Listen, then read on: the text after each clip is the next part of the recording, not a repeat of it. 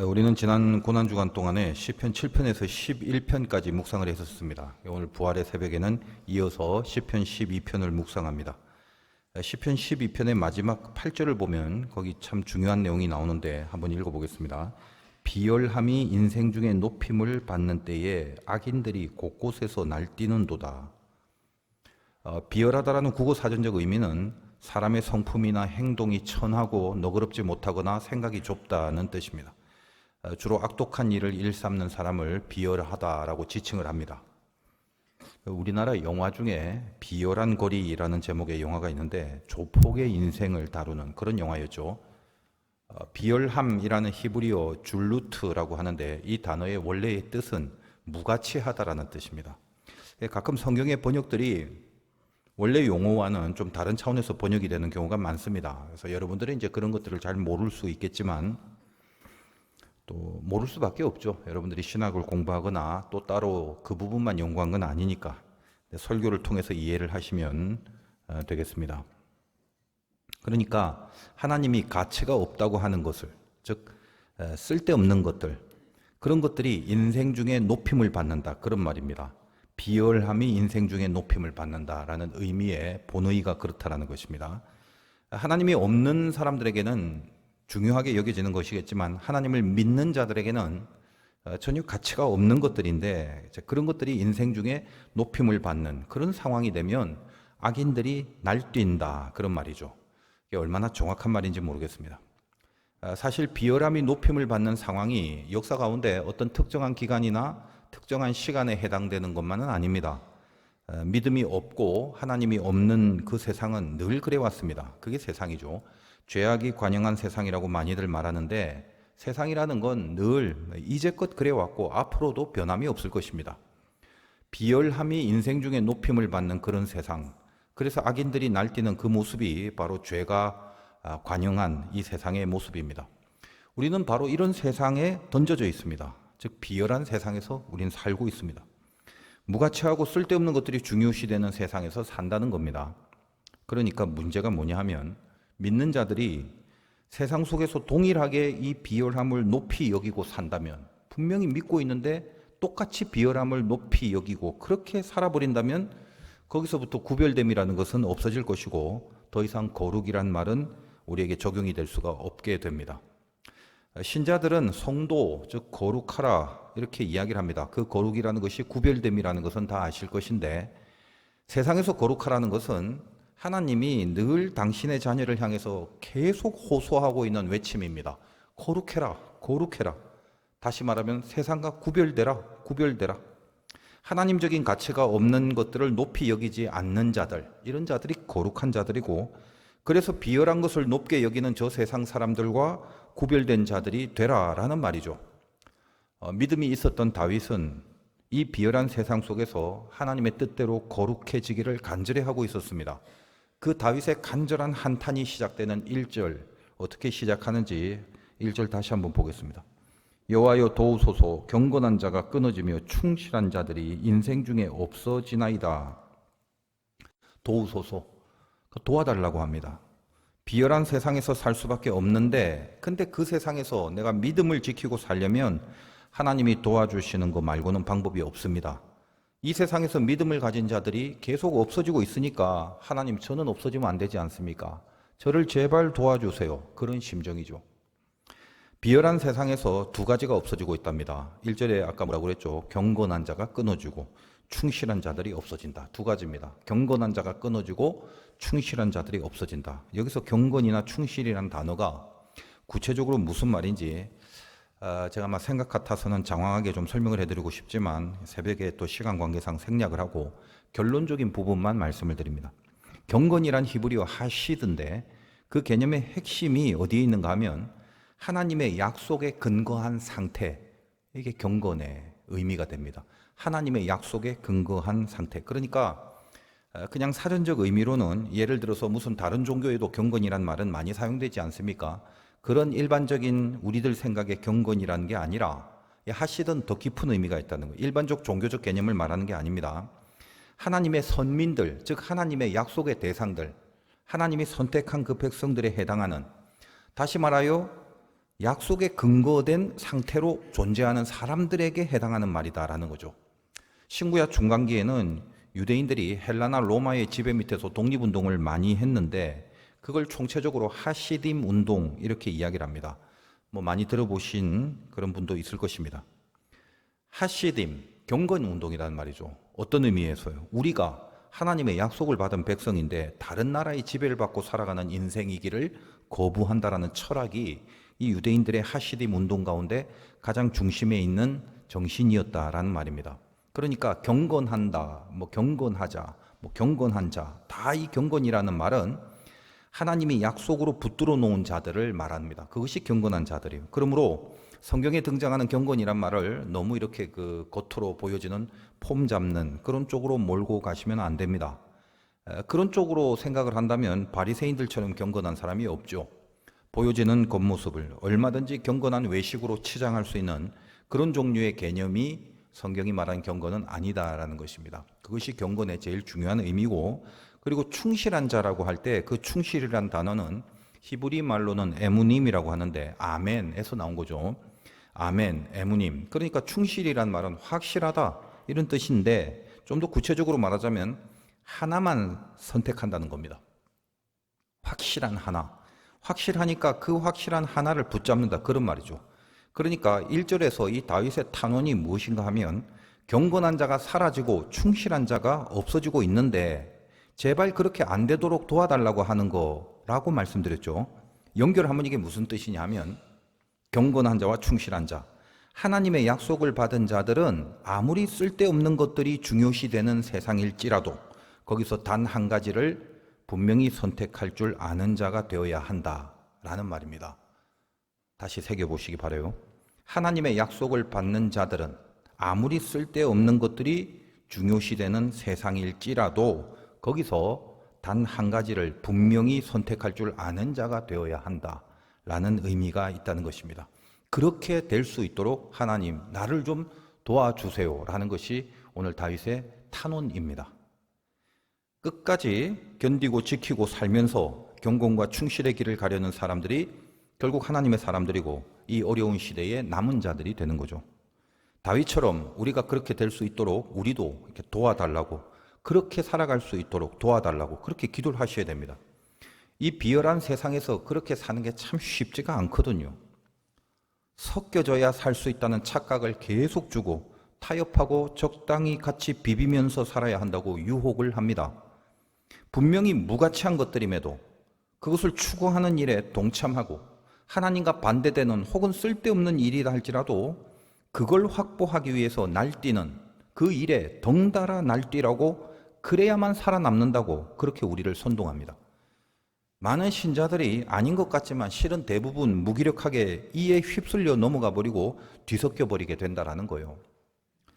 우리가 경건과 충실을 살아내지 못하면 어떤 증상이 나오는지 확인을 해보도록 하겠습니다. 2절에서 4절인데 그들이 이웃에게 각기 거짓을 말하며 아첨하는 입술과 두 마음으로 말한다. 여호와께서 모든 아첨하는 입술과 자랑하는 혀를 끊으시리니 그들이 말하기를 우리의 혀가 이기리라. 우리 입술은 우리 것이니 우리를 주관할 자 누구리요 함이로다. 이 무슨 말입니까? 세상은 하나님 편에서는 전혀 무가치한 것을 높이 여기고 전부 다 그 쓸데없는 것들을 중요하다라고 주장하고 있는데 거기서 우리가 경건과 충실이 만약 사라져 버린다면, 다시 말해서 하나님 편에서 가치가 있는 그 하나의 확실한 것을 붙들고 살아가는 그 힘이 사라져 버린다면 우리 안에 두 마음이 생겨버린다는 겁니다. 그래서 2절에 두 마음으로 말하는도다라고 하죠. 그래서 거짓이 입에서 나옵니다. 아첨과 자랑이 나옵니다. 여기 거짓, 아첨, 자랑, 이 다 뭔가요? 진심이 아닌 말들이죠. 세상은 진심 없는 말들로 그렇게 끌려가고 있다는 것입니다. 성경의 진단이 얼마나 정확합니까? 진실이 세상을 끌고 가진 않죠. 두 마음, 속과 다른 마음, 거짓, 아첨, 자랑, 그 안에서 그 말들을 통해서 마귀가 자기의 일들을 계획하고 운영하고 있다는 것입니다. 이런 마귀의 전략 가운데 있는 마귀는 스스로의 파이팅을 외치죠. 4절에 마귀의 파이팅이 나옵니다. 4절 다시 한번 볼까요? 마귀가 하는 말이라 생각해 보십시오. 그들이 말하기를 우리의 혀가 이기리라. 우리 입술은 우리 것이니 우리를 주관할 자 누구리요 함이로다. 그렇게 마귀가 말하는 것입니다. 내 말에 다 넘어가는 게 세상이야. 그러고 있다는 거예요. 분명히 하나님 편에서는 무가치한 것이고 쓸데없는 그런 악한 것들인데도 그걸 맞다고, 그걸 좋다고, 그걸 하라고 그렇게 속이는 그 거짓의 혀가 이긴다라고 말하고 있는 겁니다. 그 거짓의 입술이 마귀들 거다라고 합니다. 마귀가 세상의 말들을 다 주관하고 있기 때문에 누가 감히 이 거짓된 말들 앞에 안 넘어갈 수 있겠느냐, 그렇게 지금 말하고 있는 겁니다. 저나 여러분들이나 이 공격을 당하고 살아갑니다.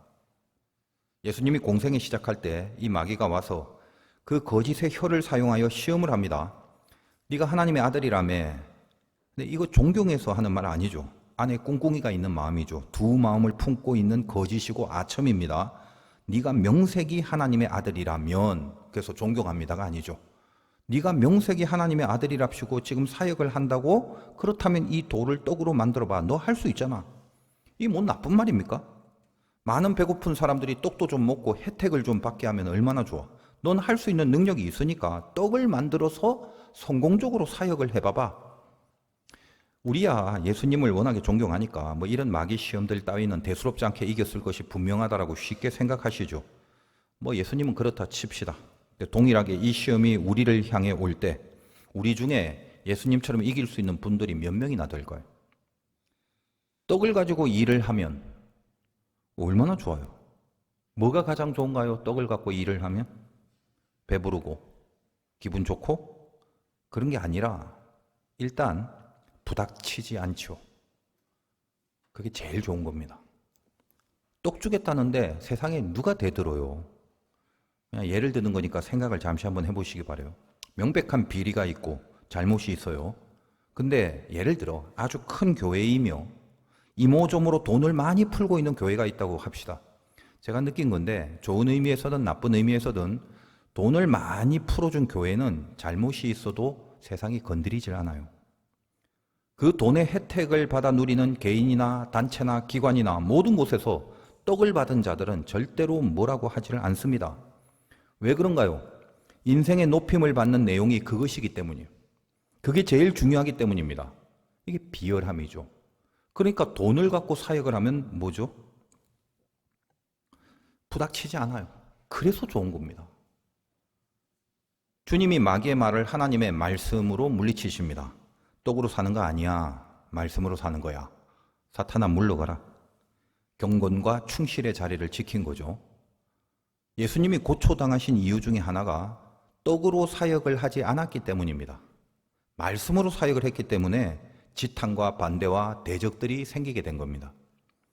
우리의 입술은 우리 것이니 우리의 혀를 누가 이기겠는가라고 조롱하는 마귀는 오늘 우리에게도 하나님의 말씀이 아닌 저 비열한 세상의 말들을 따라서 같이 날뛰라고 그렇게 부추기고 있습니다.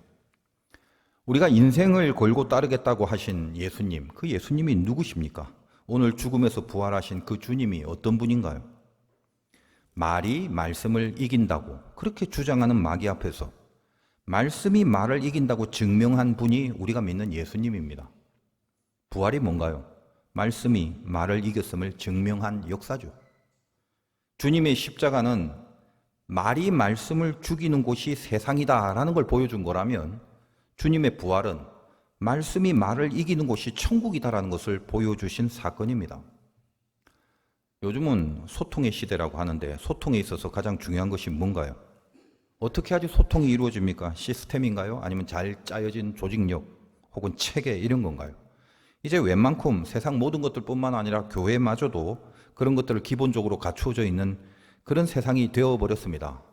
우리나라에도 얼마나 많은 교회들, 뭐 특별히 큰 교회, 대형 교회들,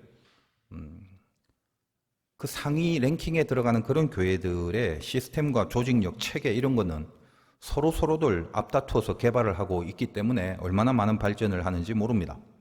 대형 교회들일수록 그렇게 잘하죠. 그런데 이상하게도 세상과 점점 단절이 되어집니다. 세상의 존경과 신뢰를 잃어버리고 그렇게 점점 세상으로부터 따돌림을 당하고 있는 그런 추세에 놓여져 있게 됐습니다. 세상과 소통이 돼야지 전도도 되고 복음도 전파될 것 아니겠습니까? 소통이 가능할 수 있는 이 시대 가장 큰 핵심이 뭐냐? 시스템이나 조직이나 제도나 체계가 아닙니다. 그럼 뭔데? 진정성입니다. 세상이 교회를 볼 때 저기 정말 하나님이 계신가 그걸 살펴봅니다. 우리들도 마찬가지죠. 우리가 전도를 하거나 저 세상에서 예수 믿는다고 하면서 살아갈 때 얼마나 무엇을 내가 열심히 하고 있느냐가 아니라 너는 진정으로 하나님을 믿고 살아가는 사람이냐? 그 진정성을 느끼게 해줘야 한다는 겁니다. 진정성은 어떻게 해야 느낄 수 있는 건가? 진정성은 진짜 진정성이 있어야만 느낄 수 있는 겁니다. 여러분의 믿음이 뭘 하냐 뭘 안 하냐 어디에 열심을 내냐 마냐 그런 차원이 아니라 그냥 제발 그 존재 자체가 좀 삶 자체가 그 얼굴 표정과 그 모습 그대로 그 자체가 신자로서 살아가 달라는 거예요. 너는 예수 믿는 자로서 세상과 다른 확실한 한 가지를 분명하게 붙들고 살아가느냐? 그걸 보지 않습니까, 세상은? 진정성은 한 가지를 분명하게 붙들고 있는 그 상태를 말합니다. 이리저리 날뛰면서 여기 기웃하고 저기 기웃하고 이것도 붙잡고 저것도 붙잡고 그렇게 날아다니는 것으로 그런 건 소통이 아닙니다. 그건 그냥 소동이죠. 그러므로 경건과 충실의 중심에는 항상 하나님의 말씀이 있습니다. 하나님이 다윗처럼 이 경건과 충실의 자리를 지키게 해달라고 제발 좀 그거를 도와달라고 기도하는 자들에게 약속을 주십니다. 5절입니다. 여호와의 말씀에 가련한 자들의 눌림과 궁핍한 자들의 탄식으로 말미암아 내가 이제 일어나 그를 그가 원하는 안전한 지대에 두리라 하시도다. 휘둘리지 않는 안전한 지대에 두신다고 합니다. 거기가 어딘가요? 6절입니다. 여호와의 말씀은 순결하며 흙 도가니에 7번 단련한 은 같도다. 말씀이 있는 자리를 말합니다. 비열한 세상에서 날뛰고 있는 마귀의 말들과는 달리 그 말들은 불순한 내용들로 가득 차 있습니다. 다 거짓이잖아요. 근데 하나님의 말씀은 순결하다고 합니다. 7번 단련하여 모든 불순물들이 다 사라져버린 순결한 것, 그 진심과 그 진정성을 갖고 있는 그것이 하나님의 말씀입니다. 이번 일주일 한 주간 고난주간 기도회를 여러모로 섬겨 주신 분들 참 감사합니다. 일부러 그런 시간을 이번에는 안 가졌지만 마음으로 이렇게 박수를 쳐주시길 바라면서 저는 이번 주 내내 사실 속사정이 있었어요. 말씀드리진 않았지만 귀에 물이 차 있는 상태라서 은근히 힘들었습니다. 그러니까 설교를 하면 그 소리가 안에서 이렇게 뭐라고 할까 공명이 되는 거죠. 예를 들면 귀를 양쪽을 이렇게 막고 말하면 안에서 혼자만 듣는 것처럼 그렇게 울리는 그런 소리 있지 않습니까? 그러니까 이게 어떤 객관적인 모니터링이 스스로 안 되니까 참 답답하고 그래서 가끔씩 이제 한 발로 이렇게 깡충깡충 거리면서 뭐 한번 뭐가 나올래나 뭐 뚫어질래나 그래 봤는데 뭔가 답답함 풀어보려고 했는데 한 주 내내 그런 상태가 지속이 됐습니다. 오늘 부활절 새벽에 이 말씀 앞에서 흙도가니에 7번 단련한 은같이 7번 단련한 은같이 이번 주 7일 동안 이 주간에 설교도 참 많이 했네요. 그 말씀이 나를 지키고 이 세대로부터 영원까지 나를 보존하신다는 말씀을 새기게 됩니다. 7절이죠. 여호와여 그들을 지키사 이 세대로부터 영원까지 보존하시리이다. 나에게만 들리는 말씀이더라는 거예요. 마치 나만 듣고 있는 것 같이 내 안에 공명이 되어주는 거 그것이 말씀이라고 제 마음에 그렇게 은혜를 주시는 겁니다. 여러분은 하나님이 사랑하시는 사람, 그래서 자녀라고 그러죠. 자녀의 특권이 뭐죠? 말 잘 들으면 제일 좋겠지만 좀 말썽도 피울 때가 있고 또 부족하고 못나서 부모의 속을 썩히기도 하겠습니다마는 그럼에도 불구하고 자녀란 부모의 말을 들을 수 있는 권리와 특권과 그 권세가 있는 존재입니다. 그래서 이 말씀을 여러분들에게 들려주십니다. 여러분들은 자녀이기 때문에 들을 수 있고 자녀이기 때문에 들리는 말씀이 되는 겁니다. 그 하나님의 말씀이 이 비열한 세대로부터 영원에 이르기까지 나를 지키고 보존해 주신다라고 말씀하십니다. 그래서 제 안에도 이런 각성이 생겼어요.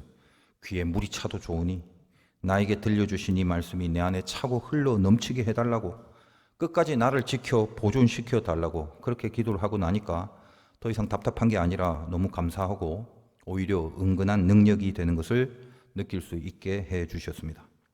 물이 찬 게 아니라 말씀이 찬 상태가 되더라는 거예요. 주님이 부활하신 새벽입니다. 여러분 안에 하나님이 주신 그 말씀이 이 비열한 세상에서 마귀의 말들을 이기는 주님의 말씀으로 다시 살아나는 부활의 은혜가 있으시기를 주님의 이름으로 축원드립니다.